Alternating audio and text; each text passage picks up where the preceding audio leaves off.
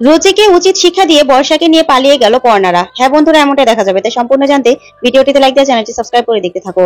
গল্পের শুরুতে দেখা যাবে পর্ণা সবাইকে ডেঙ্গির ভ্যাকসিন দিতে থাকে। তখনই পর্ণা মনে মনে ভাবতে থাকে যে ভ্যাকসিনের জায়গায় ওরা ঘুমের ওষুধ নিয়ে এসেছে।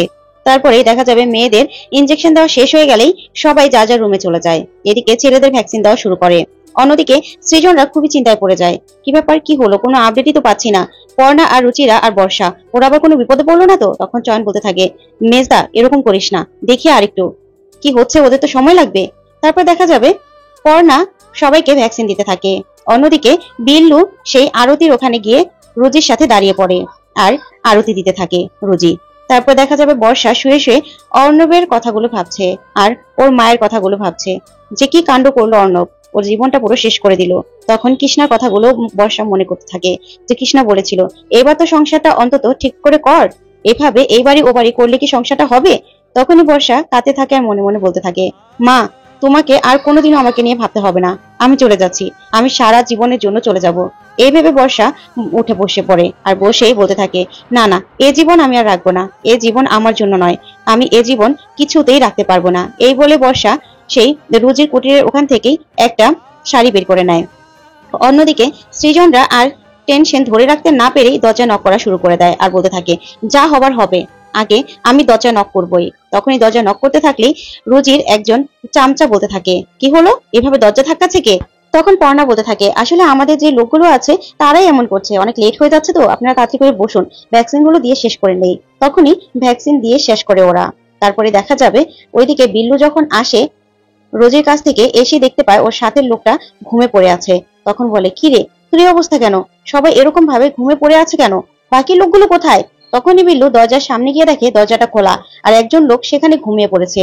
তখন বিল্লু বলতে থাকে, কি হলো, এমন কি অবস্থা, দরজা খোলা কেন, তাহলে ছেলেগুলোই বা কোথায় গেল? তার মানে নিশ্চয়ই ওরা ভিতরে ঢুকে গেছে, আজকে সবগুলোকে মেরে শেষ করে দেব। তখনই এই বলে বিল্লু ভিতরের দিকে আসতে গেলেই একজন চামচা বিল্লুকে বলতে থাকে, বিল্লুদা, ওরা ভ্যাকসিন দেয়নি কোনো, ওরা আমাদের ঘুমের ইনজেকশন দিয়েছে, তুমি বাকি মানুষগুলোর এসে দেখে যাও মেয়েগুলোর অবস্থা।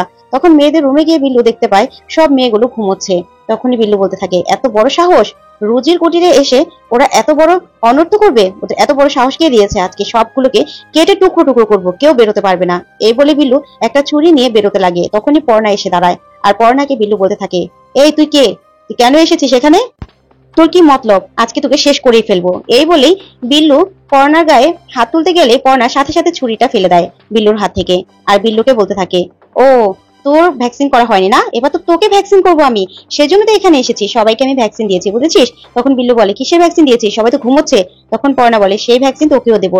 এই বললেই তখনই সৃজন এসে জোর করেই বিল্লুকে ভ্যাকসিনটা দিয়ে ফেলে। তখন বিল্লুকে পর্ণা বলতে থাকে, এবার আমি যা বলবো তাই বলবি তোরা। তখন চয়ন, রুচিরা আর পিকলু চলে আসে আর এসে বলে, পর্ণা প্রতিটা রুম খুঁজলাম, কোথাও বর্ষা নেই। তখনই পর্ণা নিজের মোবাইল থেকে বর্ষার ছবিটা বের করে বিল্লুকে বলতে থাকে, মেয়েটা কোথায়, কোথায় রেখেছিস বল। তখন বিল্লু বলে, আমি জানি না, আমি জানি না। তখন পর্ণা একটা চড় মারলে বিল্লু সাথে সাথে সেই রুমটা দেখিয়ে দেয় আর এদিকে বিল্লু তখনই অজ্ঞান হয়ে যায়। তারপরে দেখা যাবে পর্ণারা পুরো সবগুলো রুম খুঁজতে থাকে, কোথাও বর্ষাকে খুঁজে পায় না। ওইদিকে বর্ষা সেই শাড়ি নিয়ে একটা ফ্যানের সাথে বেঁধে ফাঁদ পেতে ফাঁসি দেওয়ার জন্য রেডি হয় আর বলতে থাকে, মা তোমাকে আমি আর জ্বালাবো না, আমার জ্বালাতন তোমাকে আর সহ্য করতে হবে না, আজকে আমি সারা জীবনের জন্য চলে যাচ্ছি।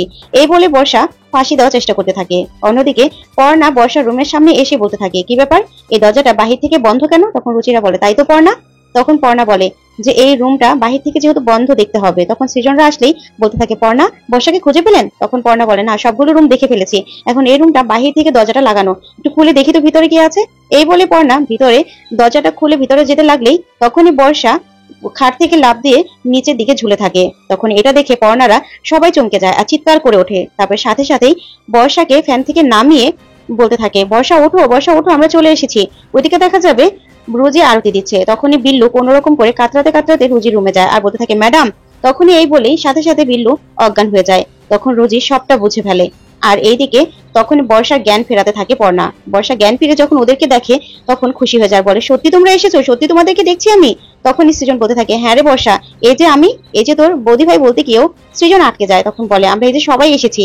তখনই বর্ষা সৃজনকে জড়িয়ে ধরে আর বলে, দাদা ভাই, আমি তো একদম আশা ছেড়ে দিয়েছিলাম জানিস তো, তাই আমি এ জীবন রাখবো না বলে ভেবে নিয়েছিলাম। এই জীবনটা আমি চাই না বল, এই জীবনটা আমি চাই, অর্ণব আমাকে এখানে বিক্রি করে দিয়েছে দাদা ভাই, তখন সৃজন বলে আমরা সব জানি, সব জানি, অর্ণবকে ও শাস্তি পেতেই হবে। তখন পর্ণা বলে সৃজন এবার বর্ষাকে পেয়ে গেছি, চলুন তাড়াতাড়ি এখান থেকে বের হতে হবে, না হলে অর্ণবকেও ধরতে পারবো না, ওদের ফ্লাইয়ের সময় হয়ে যাচ্ছে। তখন সৃজন বলে হ্যাঁ হ্যাঁ। তারপরে বর্ষাকে পিকলু কোলে নিয়ে নেয়। এই করে ওরা হাঁটতে লাগলেই তখন পিছনে চলে আসে রুজি আর বলে দাঁড়াও। তারপর রুজি দিকে তাকিয়ে চয়ন বলতে থাকে এ আবার বাদ পড়ে গেল কেন, এ কোথায় ছিল? তখনই রুজি বলতে থাকে রুজির কুটিরে এসে রুজির কেনা মেয়েকে নিয়ে যাবি, তোদের এত বড় সাহস, তোদের প্রত্যেককে আজকে শেষ করে দেব, প্রত্যেককে শেষ করে তারপর লাশ কুপে দেব। তখন সৃজন বলতে থাকে আমরা এতগুলো মানুষ আর তুমি একা, তোমার তাও ভয় করছে না? তখন রুজি বলতে থাকে তাতে কি হয়েছে, আমার হাতে পিস্তল রয়েছে, আর পিস্তলে না 6টা গুলি রয়েছে, এই 6টা গুলি তোদের জন্য যথেষ্ট। আর এই রুজির গুলিরও কেউ হিসাব নেয় না, আর মানুষ মারলেও কোনো হিসাব নেই, কে মরবি আগে বল। তারপরেই পিকলুকে বলতে থাকে মেয়েকে নামা নামা। তখনই পিকলু বর্ষাকে কোল থেকে নামিয়ে দেয়। তখন বলতে থাকে কার সাহস আছে, কে আগে মরবি বল। এই বললেই পর্ণা এগিয়ে আসে। আর তখন সৃজন বলতে থাকে পর্ণা আপনি কি করছেন? তখন রুচিরা সহ সবাই ভয় পেয়ে যায়। তখন পর্ণা সামনে আসলেই রুজি বলতে থাকে তুই আগে মরবি, নে আগে মর। তখন পর্ণা বলে তোমরা এত চিন্তা করছো কেন, ওর পিস্তলে গুলি থাকলে তো ও মারবে। তখনই রুজু চমকে যায় আর বলতে থাকে কি বলছিস, এটা তো সিন্ধুকে ছিল, তার মানে? তখন পর্ণা বলে রুচি তোর কুটিরে এসে যদি আমরা তোর লোকদের অজ্ঞান করে আমাদের বাড়ির মেয়েকে উদ্ধার করে নিয়ে যেতে পারি, আর তোর পিস্তল থেকে গুলি সরাতে পারবো না মাত্র 6টা? যা শুনে রুজি পুরো অবাক হয়ে যায়, চমকে গিয়ে নিজের গুলি চেক করতে গেলেই সব গুলিগুলো নিচে পড়ে যায়। তখনই পর্ণা রুজির হাতটা ধরে ফেলে আর পিস্তলটা ফেলে দিয়ে রুজির হাতটা পিছন দিকে চেপে ধরে আর রুজিকে মাথায় একদম ধোয়া দিয়ে সাথে সাথে রুজিকে অজ্ঞান করে দেয় পর্ণা। তখন সৃজন চয়ন সহ সবাই এই কাণ্ড দেখে অবাক হয়ে যায়। তখন সৃজন বলতে থাকে এ কি রে, এ কে, এ কোন পর্ণা? তখন চয়ন মনে মনে বলতে থাকে কুম্ফু কেরাতে সবকিছু 1 মিনিটের মধ্যে দেখিয়ে দিল। তখন সৃজন বলতে থাকে পর্ণা আপনার একটু ভয় করলো না, আপনি বন্ধুদের সামনে দাঁড়িয়ে পড়লেন গিয়ে। তখন চয়ন বলে দাদা এটা কিন্তু সে আগের পর্ণা নয়, বুঝেছো, এটা দুরন্ত পর্ণা, এটা সেই পুটির মা নয় যে তুমি এভাবে কথা বলবে। তখনই সৃজন বলে সেই তো।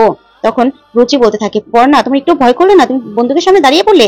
তখন পর্ণা বলে ভয় পেলে কি আর বাঁচাতে আসতে পারতাম এখানে? তখন সৃজন বলে তাও আমাদের বাঁচাতে আপনি সামনে দাঁড়িয়ে পড়লেন, যদি গুলি করে দিত।